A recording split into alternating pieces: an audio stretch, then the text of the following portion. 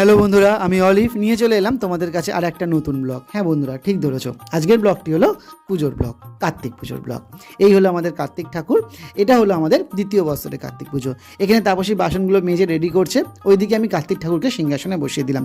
তারপরে শুরু হয়ে গেল পুজোর জন্য ফল কাটা। যে ফলগুলো আমরা এনেছিলাম সেগুলো এক এক করে তাপসী কাটছে, তারপরে ডালা সাজাতে শুরু করলো। ওইদিকে মাও কিছু জোগাড় করছে, আর এদিকে আমরাও কিন্তু জোগাড়ে লেগে পড়েছি।